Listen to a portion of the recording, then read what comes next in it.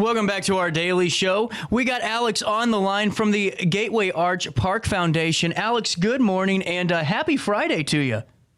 Yeah, happy Friday, CJ. We made it. Well, I'm telling you, we had some good luck on our side. Look at that. You plugged right into that board. No problems at all.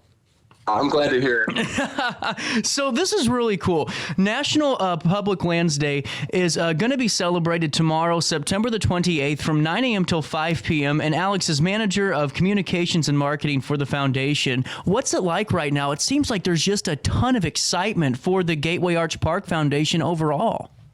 Yeah, there's a lot of exciting things happen. Obviously, we're excited for National Public Lands Day tomorrow.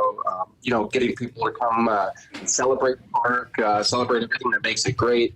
And, of course, as well, kind of get back to the park. We've got a bunch of exciting activities and events going on. And then, on top of that, we're gearing up for the winter season, getting ready for Winterfest and the Winterfest 5K on the horizon. So, only good things right now. Well, and Alex, fill me in on all of this, too, because this is a great weekend that's planned and honestly a great Saturday that has a lot of just some diversity just in the event alone. And I love this idea of really focusing on what's important, and that's just cleaning up the riverfront and making sure that everything's looking as good as it can be. Yeah, absolutely. Obviously, Gateway Arch National Park is basically the front door of our city, and we want to keep it clean, make a great impression for tourists who are coming in from out of town and visiting the park for the first time. And on top of that, we know that several billion tons of trash end up in our oceans every single year. And the Mississippi River is a big contributor to that. So anything that we can do to help keep our waterways clean, help keep our ocean clean, and then, of course, keep our park clean, we're very excited to do it. Well, and Alex, fill me in, too. Now, is this open to all ages?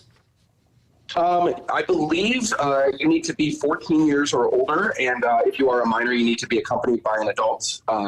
But if you are 18 and up, you can come down to the Grand Staircase, the riverfront's down there, and you can sign up to join the riverfront cleanup. Really cool. And, going right into this, Yoga Under the Arch is going to be going on as well, correct? Yes, that's our Just Breathe yoga series. That is hosted by our friends at The Collective. And they host that event completely free. That is an all ages, all skill levels yoga class. And how do you beat a location like right under the arch for yoga? Well, exactly, man. I'm just thinking the same thing. What a great Saturday morning. And especially, too, just being out there and understanding how much of a gym we have in our region and what that really means for us is just huge. And now, what is BioBlitz? This looks really cool. Yeah, so our friends at the Park Service have introduced us to this idea, and it is really, really exciting. So the way a BioBlitz works is you basically become a citizen scientist. You come down to the park, you take photos of any plants, animals, insects, birds, anything you can find, and you upload it to the iNaturalist app. And then you and your community can have a conversation about what species you saw. Are they native or are they migrating through the park? We have seen everything from, obviously ducks, mallards. We have seen hawks. A lot of insects, a lot of incredible native species exist at the park, and it's just a really, really fun way to get connected to the grounds and learn a lot about it while you're doing it. Well, and honestly, that just sounds really great too. And is this something that even after the event, folks can utilize? Yeah, of course. The great thing about the iNaturalist app is you can open it up whenever you're in the park. So even if you're not able to join us tomorrow when we're getting a bunch of people to come down and do it, you can come down to the park at any time, open up the app, and document what you're seeing. Really cool. And now I also saw that attendees are encouraged to bring a picnic over and just enjoy the Saturday in between the events. Yes, yeah. So if you are doing the BioBlitz and the riverfront cleanup, you'll have about an hour gap to enjoy a beautiful picnic lunch on the grounds. If you have not had a picnic at Gateway Arch National Park, you are absolutely missing out. Obviously, there's the iconic views of the Gateway Arch itself, but the park itself is just beautiful. We've got two great reflection ponds that are lovely to sit by. When the weather is right and the breeze strolls through, it is just a perfect place to be. Well, and Alex, I just think it's one of those opportunities from folks on both sides of the river to go and be a part of something a little bit bigger. And now, how many folks do you guys expect to be a part of this event? So at our riverfront cleanup, we already have 100+ volunteers scheduled. Mm-hmm. We have several dozen people signed up for the BioBlitz, And we are also expecting a surge of people to just come and enjoy the park grounds itself.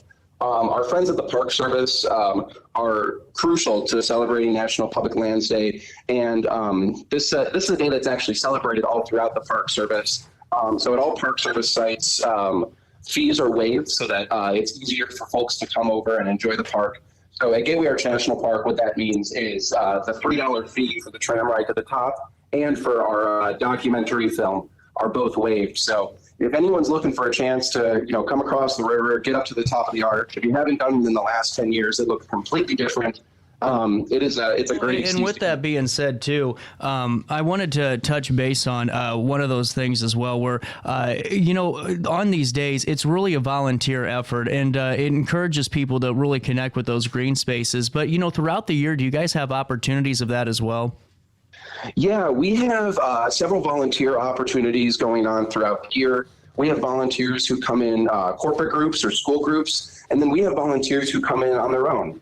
So several of those volunteer opportunities are all about being great environmental stewards of the park, whether that's cleaning up spaces that have maybe had some weed growth, or planting grass plugs, planting other native species, and then of course, the riverfront cleanups happening biannually to pick up all that trash out of our riverfront. Well, and that's just another really great addition to this, Alex. And it really means a lot to this community, really, too, to get their hands out there and really just see, what the work they can do, each and every day without, necessarily having an event throughout the, the year, and just going and being a part of just some of that, restoration and cleanup and conservation.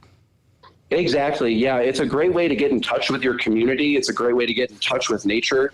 And frankly, it's a great way to meet people and make friends. Our volunteers, both with the foundation and with the Park Service, are some of the loveliest people that I've ever had the pleasure of meeting. And we could not do what we do without them. And they are integral to everything that we do throughout the entire year. Well, and let me ask you this: if you can ballpark it, how many staff members do you have that are on the arch grounds? Working in each and every day. Do you know the number of staff members? I don't have the exact numbers, but we have volunteers coming in every single day.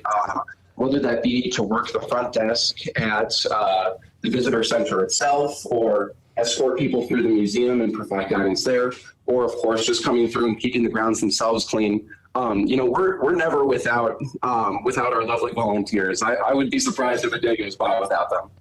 Right. And honestly, with that being said, too, can people volunteer today if they're interested and wanted to be a part of that? Is there a number or any information they can look at on the website?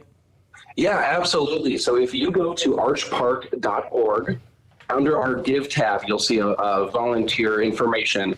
It shows you all the ways that you can become a volunteer, whether that's through a day of service, an individual opportunity. We also have some exciting volunteer opportunities specific to several events that we host throughout the year, whether that be our Park Ranger program, Trails and Rails. We have Winterfest opportunities coming up for anybody who would like to support that event. There's almost unlimited ways to get involved. Well, and Alex, thank you so much for joining us. Before I let you go, with the weather, around us today, is this a rain or shine event?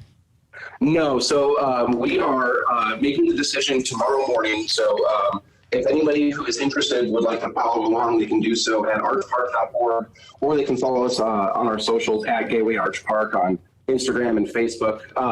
We want to keep our volunteers safe and make sure that the riverfront cleanup is not just successful, but healthy for our volunteers. So if it is poor weather tomorrow, we will be canceled. Well, Alex, thank you so much for joining us here in Alton today, and best of luck. I hope the rain holds off and you're able to get it done, but if not, there's always an opportunity to help and be a part of the foundation. Really great stuff and just a lot of excitement. And Alex, please stop by and call in anytime you want to spread the news over on this side of the river. Of course, CJ. Thank you so much for having me. Oh, no problem. 10:28 on this 27th day of September. A quick break. More Daily Show hits you right after this.